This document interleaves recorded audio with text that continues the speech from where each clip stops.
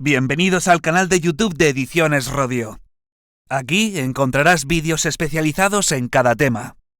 Si te gusta nuestro contenido, no olvides suscribirte, darle a me gusta y comentar tu experiencia. Gracias por elegirnos en tu camino hacia el éxito. Recuerda que todos nuestros temarios también están disponibles en formato digital y papel. Para cualquier duda puedes escribirnos a info@edicionesrodio.com. Auxiliares de la Administración del Estado. Volumen 1. Tema 2. El Tribunal Constitucional. La reforma de la Constitución. La corona. Funciones constitucionales del rey. Sucesión y regencia. 1. El Tribunal Constitucional. 1,1. Concepto y naturaleza. El Tribunal Constitucional, TC, es el órgano constitucional español que ejerce la función de supremo intérprete de la Constitución. Está regulado en el título X, artículos 159 a 165, y en la disposición transitoria novena de la Carta Magna, así como en la Ley 2/1979, de 3 de octubre, del Tribunal Constitucional LOTC, cuya última modificación se produce por Ley Orgánica 15/2015 de 16 de octubre, de reforma de la LO 2/1979 de 3 de octubre, del Tribunal Constitucional, para la ejecución de las resoluciones del Tribunal Constitucional como garantía del Estado de Derecho tal como dispone el artículo 165 de la Constitución. Una ley orgánica regulará el funcionamiento del Tribunal Constitucional, el estatuto de sus miembros, el procedimiento ante el mismo y las condiciones para el ejercicio de las acciones. Según el artículo 1 de la LOTC, el Tribunal Constitucional es independiente en su función como intérprete supremo de la Constitución y está sometido solo a la Constitución y a dicha ley. Además, es único en su orden y extiende su jurisdicción a todo el territorio nacional. 1,2. Elección de sus miembros y composición. Tanto el artículo 159 y 160 de la Constitución española, al igual que el artículo 5 de la LOTC, señalan que el Tribunal Constitucional se compone de 12 miembros nombrados por el Rey, de ellos 4 a propuesta del Congreso por mayoría de 3/5 de sus miembros, 4 a propuesta del Senado, con idéntica mayoría, Poder Legislativo, 2 a propuesta del Gobierno, Poder Ejecutivo, y 2 a propuesta del Consejo General del Poder Judicial. Poder Judicial. Los miembros del Tribunal Constitucional deberán ser nombrados entre magistrados y fiscales, profesores de universidad, funcionarios públicos y abogados, todos ellos juristas de reconocida competencia con más de 15 años de ejercicio profesional. Los miembros del Tribunal Constitucional serán designados por un período de 9 años y se renovarán por terceras partes cada 3.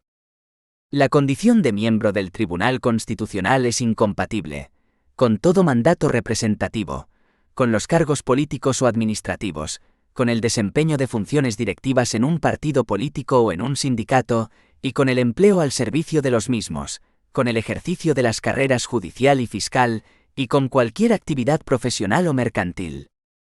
En lo demás, los miembros del Tribunal Constitucional tendrán las incompatibilidades propias de los miembros del Poder Judicial. Los miembros del Tribunal Constitucional serán independientes e inamovibles en el ejercicio de su mandato. La responsabilidad criminal de los magistrados del Tribunal Constitucional solo será exigible ante la Sala de lo Penal del Tribunal Supremo. El presidente del TC.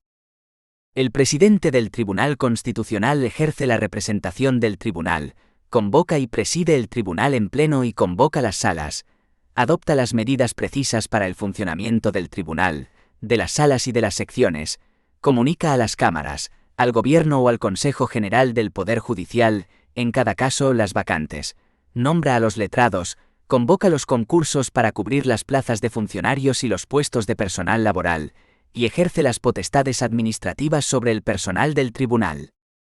El presidente del Tribunal Constitucional será nombrado entre sus miembros por el Rey, a propuesta del mismo tribunal en pleno y por un período de 3 años. Por su parte, el artículo 9 de la LOTC Estable que el tribunal en pleno elige de entre sus miembros por votación secreta a su presidente y propone al rey su nombramiento. En primera votación se requerirá la mayoría absoluta. Si ésta no se alcanzase, se procederá a una segunda votación, en la que resultará elegido quien obtuviese mayor número de votos. En caso de empate, se efectuará una última votación, y si éste se repitiese, será propuesto el de mayor antigüedad en el cargo, y en el caso de igualdad, el de mayor edad. El nombre del elegido se elevará al rey para su nombramiento por un período de 3 años, expirado el cual podrá ser reelegido por una sola vez. El tribunal en pleno elegirá entre sus miembros, y por el mismo período de 3 años, un vicepresidente, al que incumbe sustituir al presidente en caso de vacante, ausencia u otro motivo legal y presidir la sala segunda. El Tribunal Constitucional actúa en pleno, en sala o en sección. El Pleno. El Pleno está integrado por todos los magistrados del tribunal. Lo preside el presidente del tribunal y, en su defecto, el vicepresidente y, a falta de ambos, el magistrado más antiguo en el cargo y, en caso de igual antigüedad, el de mayor edad. El tribunal en pleno elige de entre sus miembros por votación secreta a su presidente y propone al rey su nombramiento. En primera votación se requerirá la mayoría absoluta. Si ésta no se alcanzase, se procederá a una segunda votación, en la que resultará elegido quien obtuviese mayor número de votos. En caso de empate, se efectuará una última votación, y si éste se repitiese, será propuesto el de mayor antigüedad en el cargo, y en el caso de igualdad, el de mayor edad. El nombre del elegido se elevará al rey para su nombramiento por un período de 3 años, expirado el cual podrá ser reelegido por una sola vez. El tribunal en pleno elegirá entre sus miembros, por el procedimiento señalado en el apartado 2 de este artículo, y por el mismo período de 3 años, un vicepresidente, al que incumbe sustituir al presidente en caso de vacante, ausencia u otro motivo legal y presidir la sala segunda. El tribunal en pleno conoce de los siguientes asuntos: A. De la constitucionalidad o inconstitucionalidad de los tratados internacionales.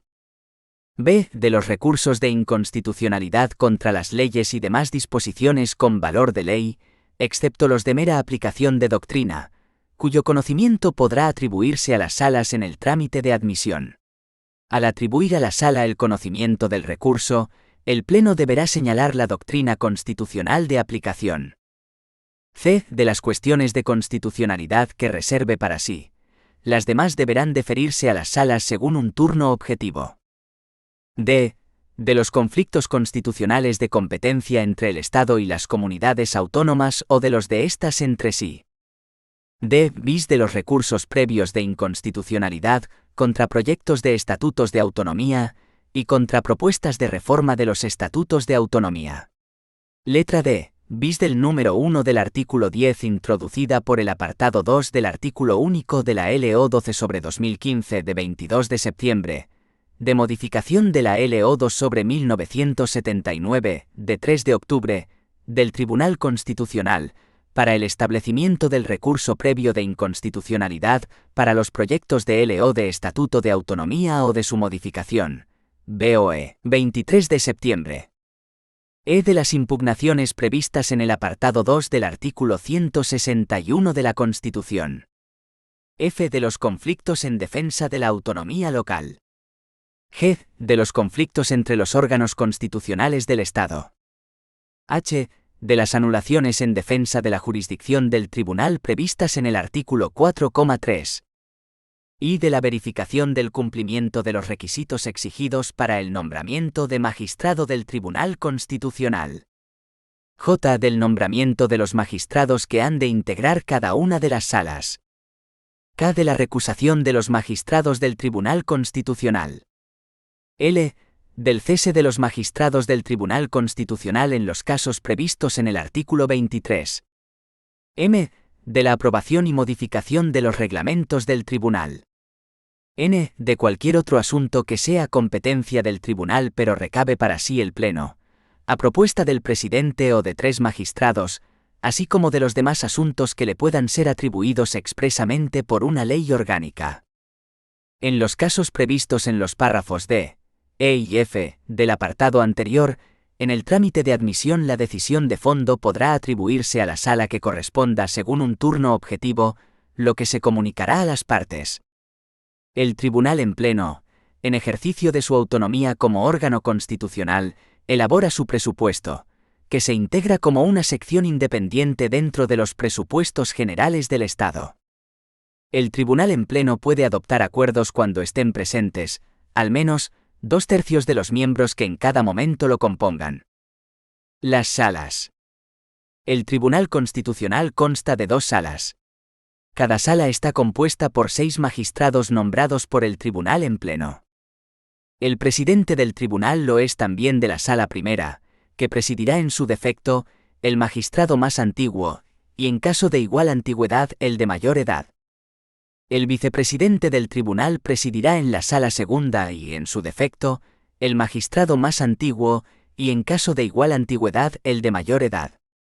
Las salas del Tribunal Constitucional conocerán de los asuntos que, atribuidos a la justicia constitucional, no sean de la competencia del Pleno. También conocerán las salas de aquellas cuestiones que, habiendo sido atribuidas al conocimiento de las secciones, entiendan que por su importancia deba resolver la propia sala. La distribución de asuntos entre las salas del tribunal se efectuará según un turno establecido por el Pleno, a propuesta de su presidente. Cuando una sala considere necesario apartarse en cualquier punto de la doctrina constitucional precedente sentada por el tribunal, la cuestión se someterá a la decisión del Pleno. Los acuerdos de las salas requerirán asimismo la presencia de 2/3 de los miembros que en cada momento las compongan. En las secciones se requerirá la presencia de 2 miembros, salvo que haya discrepancia, requiriéndose entonces la de sus 3 miembros. Las secciones. Para el despacho ordinario y la decisión o propuesta, según proceda sobre la admisibilidad o inadmisibilidad de procesos constitucionales, el Pleno y las salas constituirán secciones compuestas por el respectivo presidente o quien le sustituya y 2 magistrados. En las secciones se requerirá la presencia de 2 miembros, salvo que haya discrepancia, requiriéndose entonces la de sus 3 miembros. 1,3. Competencias. El artículo 161 de la Constitución manifiesta que 1. El Tribunal Constitucional tiene jurisdicción en todo el territorio español y es competente para conocer a. Del recurso de inconstitucionalidad contra leyes y disposiciones normativas con fuerza de ley. La declaración de inconstitucionalidad de una norma jurídica con rango de ley, interpretada por la jurisprudencia, afectará a esta, si bien la sentencia o sentencias recaídas no perderán el valor de cosa juzgada. B. Del recurso de amparo por violación de los derechos y libertades referidos en el artículo 53,2 de esta Constitución, en los casos y formas que la ley establezca. C. De los conflictos de competencia entre el Estado y las comunidades autónomas o de los de éstas entre sí. D. De las demás materias que le atribuyan la Constitución o las leyes orgánicas. 2. El Gobierno podrá impugnar ante el Tribunal Constitucional las disposiciones y resoluciones adoptadas por los órganos de las comunidades autónomas. La impugnación producirá la suspensión de la disposición o resolución recurrida, pero el Tribunal, en su caso, deberá ratificarla o levantarla en un plazo no superior a 5 meses. Por su parte, la Ley Orgánica del TC establece en su artículo 2 que el Tribunal Constitucional tiene jurisdicción en todo el territorio español y es competente para conocer. 1. El Tribunal Constitucional conocerá en los casos y en la forma que esta ley determina. A. Del recurso y de la cuestión de inconstitucionalidad contra leyes, disposiciones normativas o actos con fuerza de ley. B. Del recurso de amparo por violación de los derechos y libertades públicos relacionados en el artículo 53,2 de la Constitución. C. De los conflictos constitucionales de competencia entre el Estado y las comunidades autónomas o de los de éstas entre sí. D. De los conflictos entre los órganos constitucionales del Estado. D. Bis de los conflictos en defensa de la autonomía local. E. De la Declaración sobre la constitucionalidad de los tratados internacionales. E. Bis del control previo de inconstitucionalidad en el supuesto previsto en el artículo 79 de la presente ley. F. De las impugnaciones previstas en el número 2 del artículo 161 de la Constitución. G. De la verificación de los nombramientos de los magistrados del Tribunal Constitucional, para juzgar si los mismos reúnen los requisitos requeridos por la Constitución y la presente ley. H. De las demás materias que le atribuyen la Constitución y las leyes orgánicas. 2. El Tribunal Constitucional podrá dictar reglamentos sobre su propio funcionamiento y organización, así como sobre el régimen de su personal y servicios, dentro del ámbito de la presente ley. Estos reglamentos, que deberán ser aprobados por el Tribunal en pleno, se publicarán en el Boletín Oficial del Estado, autorizados por su presidente. La competencia del Tribunal Constitucional se extiende al conocimiento y decisión de las cuestiones prejudiciales e incidentales, no pertenecientes al orden constitucional, directamente relacionadas con la materia de que conoce, a los solos efectos del enjuiciamiento constitucional de ésta. En ningún caso se podrá promover cuestión de jurisdicción o competencia al Tribunal Constitucional. El Tribunal Constitucional delimitará el ámbito de su jurisdicción y adoptará cuantas medidas sean necesarias para preservarla, incluyendo la declaración de nulidad de aquellos actos o resoluciones que la menoscaben. Asimismo podrá apreciar de oficio o a instancia de parte su competencia o incompetencia. Las resoluciones del Tribunal Constitucional no podrán ser enjuiciadas por ningún órgano jurisdiccional del Estado. Cuando el Tribunal Constitucional anule un acto o resolución que contravenga lo dispuesto en los dos apartados anteriores, lo ha de hacer motivadamente y previa audiencia al Ministerio Fiscal y al órgano autor del acto o resolución. El Tribunal Constitucional apreciará de oficio o a instancia de parte su falta de jurisdicción o de competencia. Recurso de inconstitucionalidad. Finalidad. Mediante los procedimientos de declaración de inconstitucionalidad, el Tribunal Constitucional garantiza la primacía de la Constitución y enjuicia la conformidad o disconformidad con ella de las leyes, disposiciones o actos impugnados. Es la función básica del Tribunal como defensor del ordenamiento constitucional. Actos impugnables. El recurso de inconstitucionalidad contra las leyes, disposiciones normativas o actos con fuerza de ley podrá promoverse a partir de su publicación oficial. Es decir, pueden ser impugnados mediante recurso de inconstitucionalidad las siguientes normas. Leyes orgánicas. Leyes ordinarias. Leyes de bases. Tratados internacionales. Reales decretos leyes. Reales decretos legislativos. Disposiciones normativas con fuerza de ley de las comunidades autónomas. Reglamentos de las cámaras y de las Cortes Generales y los reglamentos de las asambleas legislativas de las comunidades autónomas. Legitimación. Podrán interponer el recurso de inconstitucionalidad. El presidente del gobierno. El defensor del pueblo. Menos 50 diputados. Menos 50 senadores. Los órganos colegiados ejecutivos de las comunidades autónomas y las asambleas de las mismas. Cuando se trate de normas estatales que puedan afectar a su propio ámbito de autonomía. Plazo para la interposición.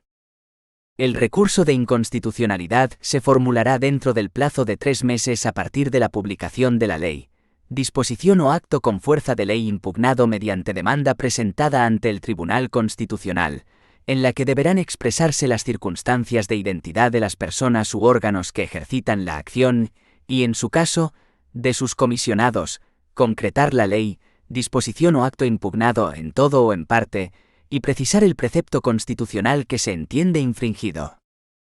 No obstante lo dispuesto en el apartado anterior, el presidente del Gobierno y los órganos colegiados ejecutivos de las comunidades autónomas podrán interponer el recurso de inconstitucionalidad en el plazo de 9 meses contra leyes, disposiciones o actos con fuerza de ley, en relación con las cuales, y con la finalidad de evitar la interposición del recurso, se cumplan los siguientes requisitos. A. Que se reúna la Comisión Bilateral de Cooperación entre la Administración General del Estado y la respectiva comunidad autónoma, pudiendo solicitar su convocatoria cualquiera de las dos administraciones.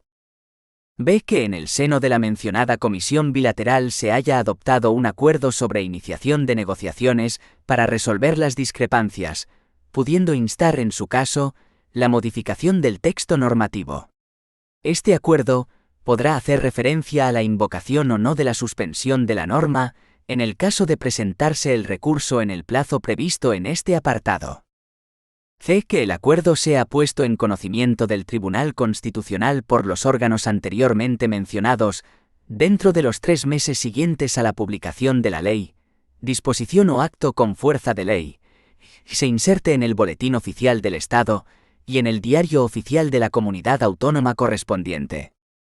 Admitida a trámite la demanda, el Tribunal Constitucional dará traslado de la misma al Congreso de los Diputados y al Senado por conducto de sus presidentes, al Gobierno por conducto del Ministerio de Justicia, y en caso de que el objeto del recurso fuera una ley o disposición con fuerza de ley dictada por una comunidad autónoma, a los órganos legislativo y ejecutivo de la misma, a fin de que puedan personarse en el procedimiento y formular las alegaciones que estimen oportunas.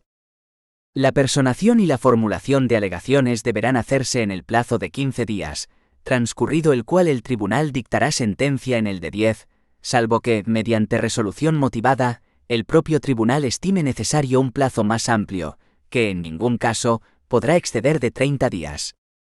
Su interposición no suspenderá la vigencia de la norma recurrida salvo cuando se trate de una norma autonómica impugnada por el presidente del Gobierno y cuya suspensión haya sido solicitada por éste. En este caso, dicha suspensión debe ser ratificada o levantada en un plazo no superior a 5 meses. Cuestión de inconstitucionalidad. El artículo 163 de la Constitución española establece que cuando un órgano judicial considere, en algún proceso, que una norma con rango de ley aplicable al caso, de cuya validez dependa el fallo, pueda ser contraria a la Constitución, planteará la cuestión ante el Tribunal Constitucional en los supuestos, en la forma y con los efectos que establezca la ley, que en ningún caso serán suspensivos. La LOTC respecto a la cuestión de inconstitucionalidad dispone que cuando un juez o tribunal, de oficio o a instancia de parte, considere que una norma con rango de ley aplicable al caso y de cuya validez dependa el fallo, pueda ser contraria a la Constitución, planteará la cuestión al Tribunal Constitucional con sujeción a lo dispuesto en esta ley. El órgano judicial solo podrá plantear la cuestión una vez concluso el procedimiento y dentro del plazo para dictar sentencia o la resolución jurisdiccional que procediese, y deberá concretar la ley o norma con fuerza de ley cuya constitucionalidad se cuestiona, el precepto constitucional que se supone infringido, y especificar o justificar en qué medida la decisión del proceso depende de la validez de la norma en cuestión. Antes de adoptar mediante auto su decisión definitiva, el órgano judicial oirá a las partes y al Ministerio Fiscal, para que en el plazo común e improrrogable de 10 días puedan alegar lo que deseen sobre la pertinencia de plantear la cuestión de inconstitucionalidad o sobre el fondo de esta. Seguidamente y sin más trámite, el juez resolverá en el plazo de 3 días. Dicho auto no será susceptible de recurso de ninguna clase. No obstante, la cuestión de inconstitucionalidad podrá ser intentada de nuevo en las sucesivas instancias o grados en tanto no se llegue a sentencia firme. El planteamiento de la cuestión de inconstitucionalidad originará la suspensión provisional de las actuaciones en el proceso judicial hasta que el Tribunal Constitucional se pronuncie sobre su admisión. Producida esta, el proceso judicial permanecerá suspendido hasta que el Tribunal Constitucional resuelva definitivamente sobre la cuestión. El órgano judicial elevará al Tribunal Constitucional la cuestión de inconstitucionalidad junto con testimonio de los autos principales y de las alegaciones previstas en el artículo anterior, si las hubiere.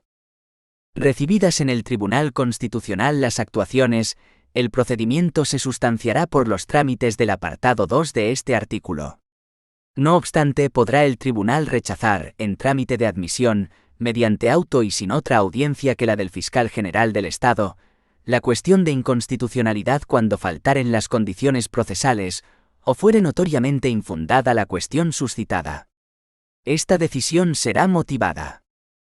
Publicada en el Boletín Oficial del Estado, la admisión a trámite de la cuestión de inconstitucionalidad, quienes sean parte en el procedimiento judicial, podrán personarse ante el Tribunal Constitucional dentro de los 15 días siguientes a su publicación, para formular alegaciones, en el plazo de otros 15 días.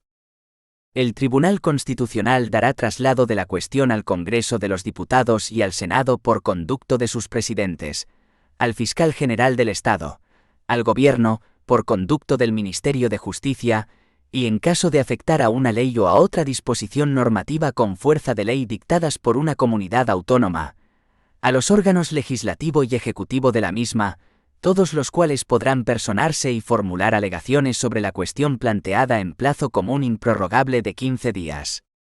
Concluido el tribunal dictará sentencia en el plazo de 15 días, salvo que estime necesario mediante resolución motivada, un plazo más amplio, que no podrá exceder de 30 días. Recurso de amparo. Actos impugnables. Los derechos y libertades reconocidos en los artículos 14 a 29 de la Constitución serán susceptibles de amparo constitucional, en los casos y formas que esta ley establece, sin perjuicio de su tutela general encomendada a los tribunales de justicia. Igual protección será aplicable a la objeción de conciencia reconocida en el artículo 30 de la Constitución. El recurso de amparo constitucional protege, frente a las violaciones de los derechos y libertades a que se refiere el apartado anterior, originadas por las disposiciones, actos jurídicos, omisiones o simple vía de hecho de los poderes públicos del Estado, las comunidades autónomas y demás entes públicos de carácter territorial, corporativo o institucional, así como de sus funcionarios o agentes. En el amparo constitucional no pueden hacerse valer otras pretensiones que las dirigidas a restablecer o preservar los derechos o libertades por razón de los cuales se formuló el recurso. Las decisiones o actos sin valor de ley, emanados de las Cortes o de cualquiera de sus órganos, o de las asambleas legislativas de las comunidades autónomas, o de sus órganos que violen los derechos y libertades susceptibles de amparo constitucional, podrán ser recurridos dentro del plazo de 3 meses desde que, con arreglo a las normas internas de las cámaras o asambleas, sean firmes. Las violaciones de los derechos y libertades antes referidos originadas por disposiciones, actos jurídicos, omisiones o simple vía de hecho del gobierno o de sus autoridades o funcionarios, o de los órganos ejecutivos colegiados de las comunidades autónomas, o de sus autoridades o funcionarios o agentes, podrán dar lugar al recurso de amparo, una vez que se haya agotado la vía judicial procedente. El plazo para interponer el recurso de amparo constitucional será el de los 20 días siguientes a la notificación de la resolución recaída en el previo proceso judicial. El recurso solo podrá fundarse en la infracción por una resolución firme de los preceptos constitucionales que reconocen los derechos o libertades susceptibles de amparo. Las violaciones de los derechos y libertades susceptibles de amparo constitucional, que tuvieran su origen inmediato y directo en un acto u omisión de un órgano judicial, podrán dar lugar a este recurso siempre que se cumplan los requisitos siguientes. A. Que se hayan agotado todos los medios de impugnación previstos por las normas procesales para el caso concreto dentro de la vía judicial. B. Que la violación del derecho o libertad sea imputable de modo inmediato y directo a una acción u omisión del órgano judicial, con independencia de los hechos que dieron lugar al proceso en que aquellas se produjeron, acerca de los que en ningún caso entrará a conocer el Tribunal Constitucional. C. Que se haya denunciado formalmente en el proceso, si hubo oportunidad, la vulneración del derecho constitucional tan pronto como, una vez conocida, hubiera lugar para ello. El plazo para interponer el recurso de amparo será de 30 días, a partir de la notificación de la resolución recaída en el proceso judicial. Legitimación. Podrán interponer el recurso de amparo las personas naturales o jurídicas que invoquen un interés legítimo. El defensor del pueblo. El Ministerio Fiscal. Plazo para su interposición. Hay que distinguir, a efectos de interposición de los oportunos recursos, los siguientes tipos de amparo. Amparo para impugnar decisiones o actos sin valor de ley, emanados de las Cortes o de cualquiera de sus órganos, o de las asambleas legislativas de las comunidades autónomas, o de sus órganos, que violen los derechos y libertades susceptibles de amparo constitucional. En este supuesto, el plazo previsto por el artículo 42 de la Ley Orgánica del TC para interponer el recurso es de 3 meses desde que dichas decisiones o actos, con arreglo a las normas internas de las cámaras, sean firmes.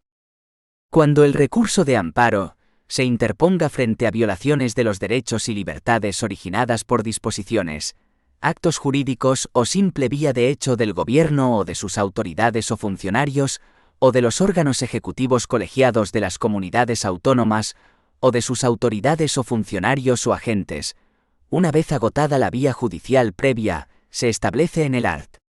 43 de la Ley Orgánica del Tribunal Constitucional, un plazo de 20 días desde la notificación de la resolución recaída en el previo proceso judicial.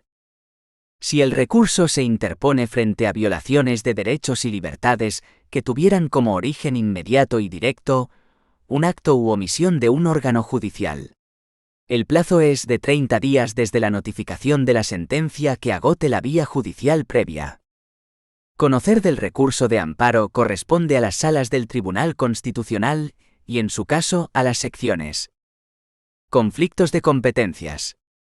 El Tribunal Constitucional entenderá de los conflictos que se susciten sobre las competencias o atribuciones asignadas directamente por la Constitución, los estatutos de autonomía o las leyes orgánicas u ordinarias dictadas para delimitar los ámbitos propios del Estado y las comunidades autónomas y que opongan a al Estado con una o más comunidades autónomas, b a dos o más comunidades autónomas entre sí, c al Gobierno con el Congreso de los Diputados, el Senado o el Consejo General del Poder Judicial, o a cualquiera de estos órganos constitucionales entre sí.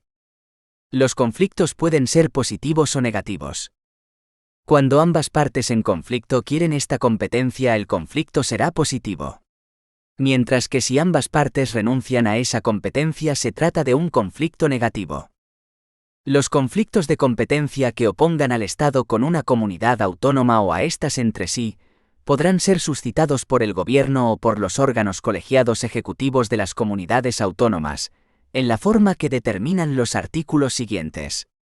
Los conflictos negativos podrán ser instados también por las personas físicas o jurídicas interesadas. El Tribunal Constitucional entenderá también de los conflictos en defensa de la autonomía local que planteen los municipios y provincias frente al Estado o a una comunidad autónoma. Conflictos en defensa de la autonomía local. Finalidad: preservar la autonomía local reconocida en la Constitución.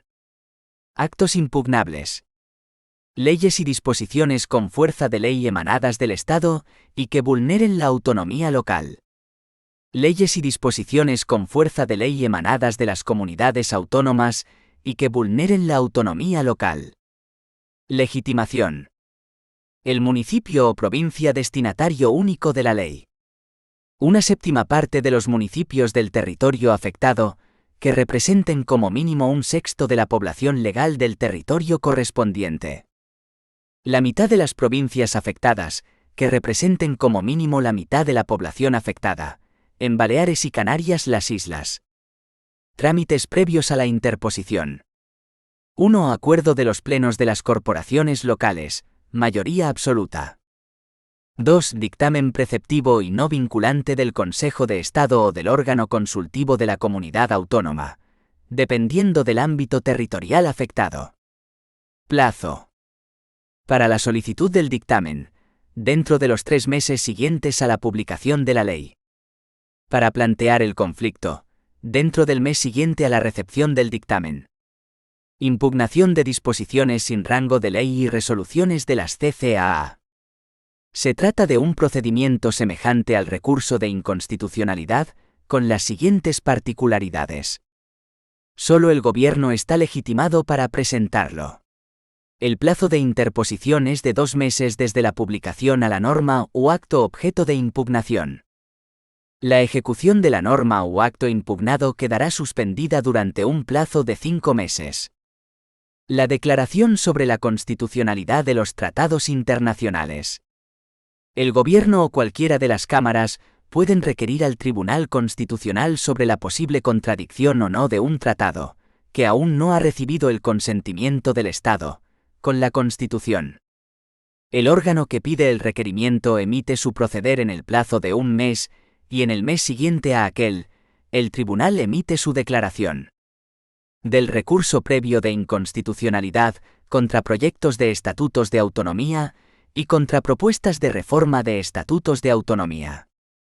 La Ley Orgánica 12/2015 de 22 de septiembre de modificación de la LO 2/1979 de 3 de octubre del Tribunal Constitucional para el establecimiento del recurso previo de inconstitucionalidad para los proyectos de LO de Estatuto de Autonomía o de su modificación ha introducido el título bis compuesto solamente por el artículo 79, el cual transcribimos. 1. Son susceptibles de recurso de inconstitucionalidad, con carácter previo, los proyectos de estatutos de autonomía y las propuestas de reforma de los mismos. 2. El recurso tendrá por objeto la impugnación del texto definitivo del proyecto de estatuto o de la propuesta de reforma de un estatuto, una vez aprobado por las Cortes Generales. 3. Están legitimados para interponer el recurso previo de inconstitucionalidad quienes, de acuerdo con la Constitución y con esta ley orgánica, están legitimados para interponer recursos de inconstitucionalidad contra estatutos de autonomía. 4.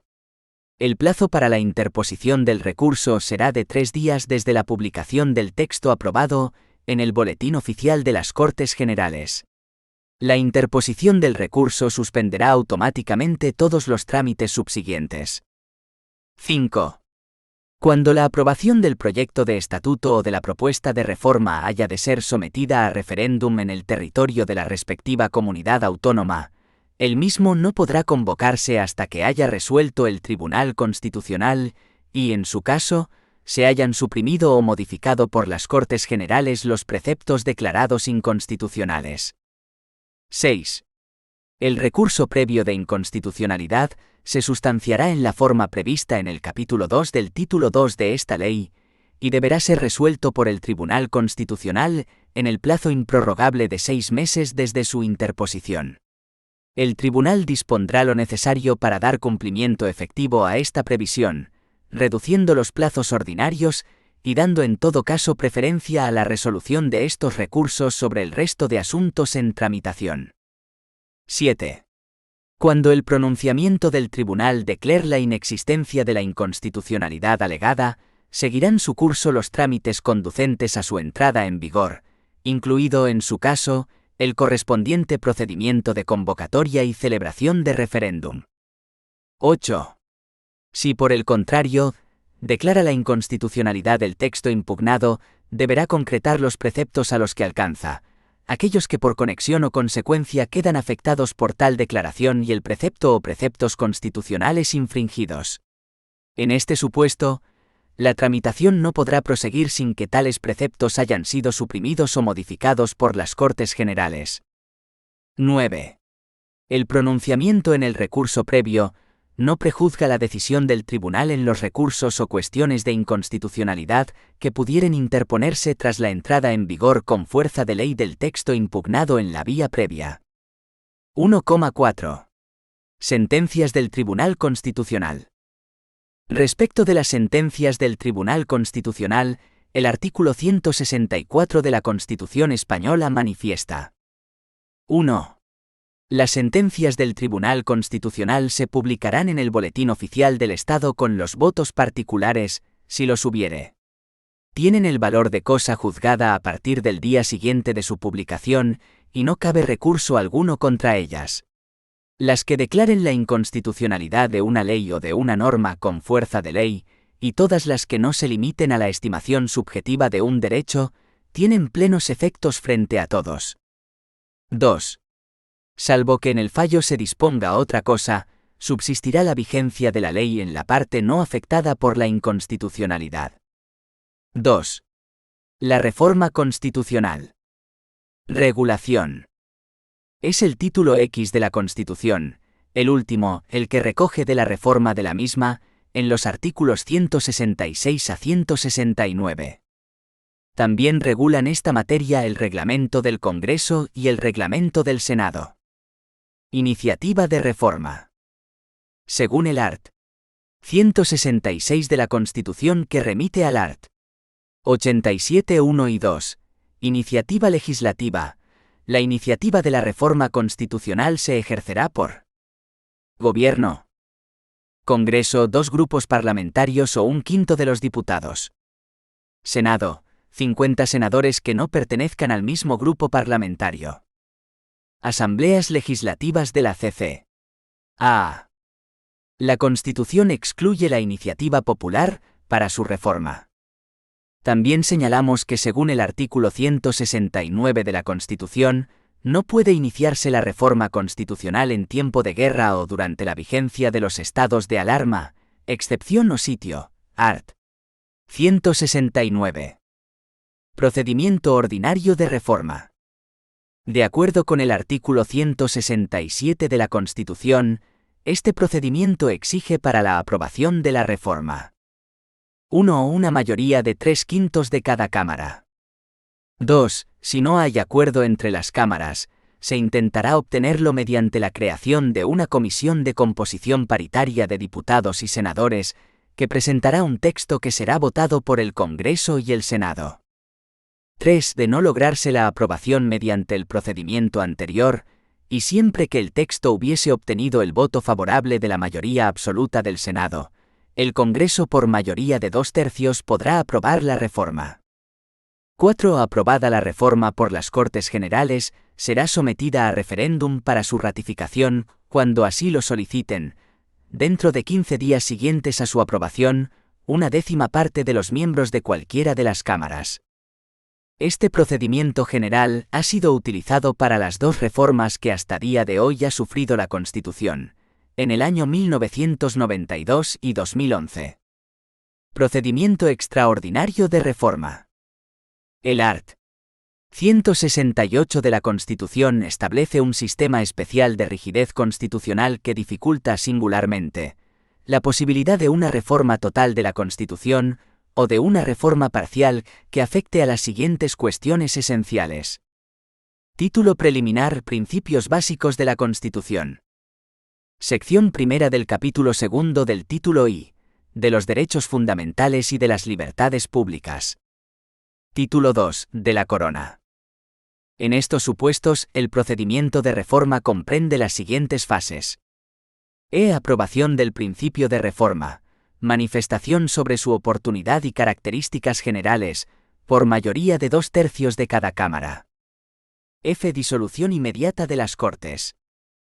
Las cámaras elegidas deben ratificar la decisión y proceder al estudio del nuevo texto constitucional, que deberá ser aprobado por mayoría de 2/3 de ambas cámaras. 8. Aprobada la reforma por las Cortes Generales, será sometida a referéndum para su ratificación. 3. La Corona. Funciones constitucionales del Rey. Sucesión y regencia. 3,1. Normativa. Además del título 2 de la Constitución española, la Corona está regulada en las siguientes normas. Real Decreto 434/1988 de 6 de mayo, sobre reestructuración de la Casa de S.M. el Rey. Modificado en 2010. Real Decreto 1368/1987 de noviembre, sobre régimen de títulos, tratamientos y honores de la familia real y de los regentes. Modificado en 2014, que añade: Don Juan Carlos de Borbón, padre del rey don Felipe VI, continuará vitaliciamente en el uso con carácter honorífico del título de rey, con tratamiento de majestad y honores análogos a los establecidos para el heredero de la corona, príncipe o princesa de Asturias, en el Real Decreto 684/2010 de 20 de mayo, por el que se aprueba el Reglamento de Honores Militares. Doña Sofía de Grecia, madre del rey don Felipe VI, continuará vitaliciamente en el uso con carácter honorífico del título de reina, con tratamiento de majestad y honores análogos a los establecidos para la princesa o el príncipe de Asturias consortes en dicho Real Decreto. El orden de precedencia de los reyes don Juan Carlos y doña Sofía en el Ordenamiento General de Precedencias del Estado, aprobado por el Real Decreto 2099/1983 de 4 de agosto, será el inmediatamente posterior a los descendientes del rey don Felipe VI. Real Decreto 2099/1983 de agosto, por el que se aprueba el Reglamento General de Precedencias en el Estado. Real Decreto 2917/1981 de 27 de noviembre, sobre Registro Civil de la Familia Real. 3,2. Rasgos caracterizadores de la monarquía. El título 2 de la Corona de la Constitución empieza con el artículo 56, artículo marco o definitorio de los rasgos caracterizadores de la monarquía, consta de 3 párrafos. En el primero de ellos se califica al rey como jefe del Estado y se le atribuyen las 3 grandes funciones de la institución. En el segundo se hace referencia a los títulos del rey, y en fin, en el último, se consagran 2 privilegios del monarca: la inviolabilidad y la irresponsabilidad, que se hacen posibles en virtud del instituto del refrendo, expresamente regulado en el artículo 64 de la Constitución. El artículo 56 manifiesta que 1. El rey es el jefe del Estado, símbolo de su unidad y permanencia, arbitra y modera el funcionamiento regular de las instituciones, asume la más alta representación del Estado español en las relaciones internacionales, especialmente con las naciones de su comunidad histórica, y ejerce las funciones que le atribuyen expresamente la Constitución y las leyes. 2. Su título es el de Rey de España y podrá utilizar los demás que correspondan a la corona. 3. La persona del rey es inviolable y no está sujeta a responsabilidad.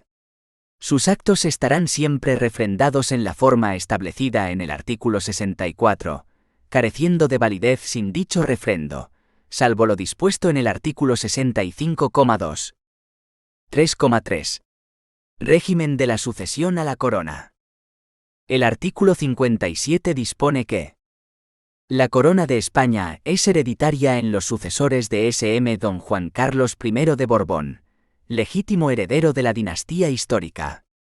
La sucesión en el trono seguirá el orden regular de primogenitura y representación, siendo preferida siempre la línea anterior a las posteriores, en la misma línea el grado más próximo al más remoto, en el mismo grado el varón a la mujer, y en el mismo sexo, la persona de más edad a la de menos.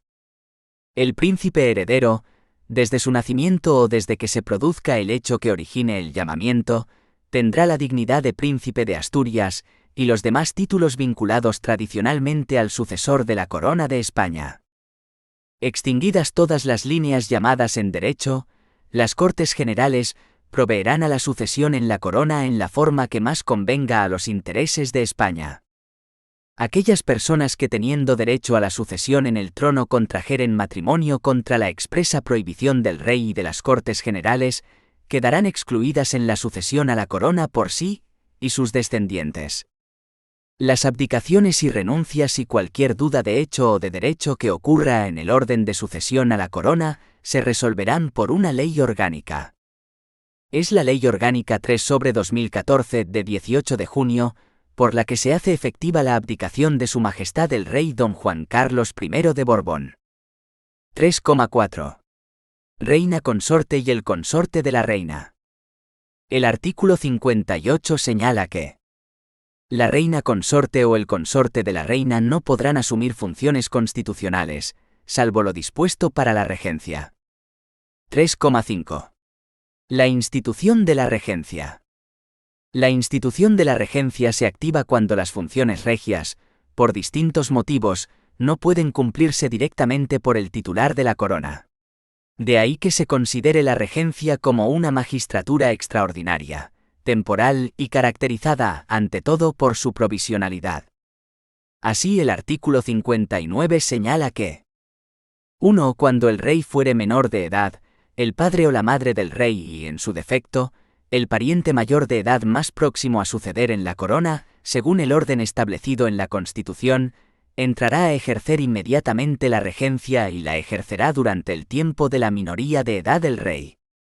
2. Si el rey se inhabilitare para el ejercicio de su autoridad y la imposibilidad fuere reconocida por las Cortes Generales, entrará a ejercer inmediatamente la regencia el príncipe heredero de la corona, si fuere mayor de edad. Si no lo fuere, se procederá de la manera prevista en el apartado anterior, hasta que el príncipe heredero alcance la mayoría de edad. 3. Si no hubiere ninguna persona a quien corresponda la regencia, ésta será nombrada por las Cortes Generales y se compondrá de 1, 3 o 5 personas. 4. Para ejercer la regencia es preciso ser español y mayor de edad. 5. La regencia se ejercerá por mandato constitucional y siempre en nombre del rey. 3,6. La tutela del rey menor. El artículo 60 de la Constitución española señala que 1. Será tutor del rey menor la persona que en su testamento hubiese nombrado el rey difunto, siempre que sea mayor de edad y español de nacimiento. Si no lo hubiese nombrado, será tutor el padre o la madre mientras permanezcan viudos. En su defecto, lo nombrarán las Cortes Generales, pero no podrán acumularse los cargos de regente y de tutor sino en el padre, madre o ascendientes directos del rey. 2. El ejercicio de la tutela es también incompatible con el de todo cargo o representación política. 3,7. Juramento y proclamación del rey y del príncipe heredero. La vigente Constitución incorpora en su artículo 61,1 no solo el juramento, sino la proclamación ante las Cortes Generales. El rey, al ser proclamado ante las Cortes Generales, prestará juramento de desempeñar fielmente sus funciones, guardar y hacer guardar la Constitución y las leyes, y respetar los derechos de los ciudadanos y de las comunidades autónomas. Además, el artículo 61,2 manifiesta que el príncipe heredero, al alcanzar la mayoría de edad, y el regente o regentes al hacerse cargo de sus funciones, prestarán el mismo juramento, así como el de fidelidad al rey. 3,8. Funciones constitucionales del rey.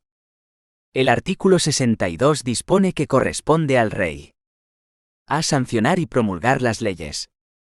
b. Convocar y disolver las Cortes Generales y convocar elecciones en los términos previstos en la Constitución. c. Convocar a referéndum en los casos previstos en la Constitución. d. Proponer el candidato a presidente del gobierno y, en su caso, nombrarlo así como poner fin a sus funciones en los términos previstos en la Constitución. E. Nombrar y separar a los miembros del gobierno, a propuesta de su presidente. f. Expedir los decretos acordados en el Consejo de Ministros, conferir los empleos civiles y militares, y conceder honores y distinciones con arreglo a las leyes. g. Ser informado de los asuntos de Estado y presidir, a estos efectos, las sesiones del Consejo de Ministros, cuando lo estime oportuno, a petición del presidente del gobierno. h. El mando supremo de las Fuerzas Armadas. Y ejercer el derecho de gracia con arreglo a la ley, que no podrá autorizar indultos generales. j. El alto patronazgo de las Reales Academias. Además, el artículo 63 manifiesta que 1. El rey acredita a los embajadores y otros representantes diplomáticos. Los representantes extranjeros en España están acreditados ante él. 2. Al rey corresponde manifestar el consentimiento del Estado para obligarse internacionalmente por medio de tratados, de conformidad con la Constitución y las leyes. 3. Al rey corresponde, previa autorización de las Cortes Generales, declarar la guerra y hacer la paz. 3,9. Refrendo del rey. En relación al refrendo, el artículo 64 dispone que los actos del rey serán refrendados por el presidente del gobierno, y en su caso, por los ministros competentes. La propuesta y el nombramiento del presidente del gobierno, y la disolución prevista en el artículo 99, serán refrendados por el presidente del Congreso. De los actos del rey serán responsables las personas que los refrenden. No será necesario refrendo, como veremos a continuación, ni en la distribución del dinero que recibe el rey de los presupuestos generales del Estado, ni para el nombramiento de los miembros civiles y militares de su casa. 3,10. Casa Real. Dotación presupuestaria. La dotación del rey no se fija al principio de su reinado, sino anualmente en los presupuestos generales. La cantidad incluida en los presupuestos generales tiene carácter global. No está sujeta a justificación y el rey la administra y distribuye libremente. También señala el artículo 65 de la Constitución que el nombramiento de los miembros civiles y militares de la Casa del Rey constituye un acto libre y por tanto no sujeto a refrendo. Así, el artículo 65 de la Constitución española dispone que 1. El rey recibe de los presupuestos del Estado una cantidad global para el sostenimiento de su familia y casa, y distribuye libremente la misma. 2. El rey nombra y releva libremente a los miembros civiles y militares de su casa. Resolución y comentarios a preguntas. Aparecidas en pruebas oficiales. Según la Ley Orgánica 2/1979, de 3 de octubre, del Tribunal Constitucional, sus magistrados a. Serán nombrados por el Rey, a propuesta de las cámaras, del Gobierno y del Consejo General del Poder Judicial. b. Serán nombrados por el Presidente del Congreso por mayoría de 3/5 partes de sus diputados. c. Serán nombrados por la Comisión Mixta Congreso-Senado, a propuesta del Presidente del Tribunal Supremo. d. Serán nombrados por el Rey, a propuesta conjunta del Presidente del Gobierno y del Tribunal Supremo. Respuesta correcta a. Justificación. El artículo 16,1 de la Ley Orgánica 2/1979, de 3 de octubre, del Tribunal Constitucional señala que los magistrados del Tribunal Constitucional serán nombrados por el Rey, a propuesta de las cámaras, del Gobierno y del Consejo General del Poder Judicial, en las condiciones que establece el artículo 159.1 de la Constitución. De acuerdo con el artículo 53,2 de la Constitución, cualquier ciudadano puede recabar la tutela de derechos y libertades a través del recurso de amparo ante el Tribunal Constitucional. ¿A cuál de los siguientes derechos le sería de aplicación esta previsión? A. Al derecho a la propiedad y a la herencia. B. Al derecho al matrimonio. C. Al derecho al trabajo. D. Al derecho a la huelga. Respuesta correcta, D. Justificación. El artículo 53,2 de la Constitución indica que cualquier ciudadano podrá recabar la tutela de las libertades y derechos reconocidos en el artículo 14 y la sección primera del capítulo 2, artículos 15 a 29, ante los tribunales ordinarios por un procedimiento basado en los principios de preferencia y sumariedad, y en su caso, a través del recurso de amparo ante el Tribunal Constitucional. El artículo 28,2 señala: se reconoce el derecho a la huelga de los trabajadores para la defensa de sus intereses. La ley que regule el ejercicio de este derecho establecerá las garantías precisas para asegurar el mantenimiento de los servicios esenciales de la comunidad. De acuerdo con el artículo 161,1 de la Constitución, el Tribunal Constitucional tiene jurisdicción en todo el territorio español y es competente para conocer: a. de los conflictos de competencia entre comunidades autónomas. b. del recurso de inconstitucionalidad contra leyes y reglamentos. c. del recurso de casación. d. de las demás materias que le atribuyan las leyes estatales y las leyes de las comunidades autónomas. Respuesta correcta a. Justificación. El artículo 161 de la Constitución manifiesta, en su punto 1, que el Tribunal Constitucional tiene jurisdicción en todo el territorio español y es competente para conocer: a. b. c. de los conflictos de competencia entre el Estado y las comunidades autónomas o de los de éstas entre sí.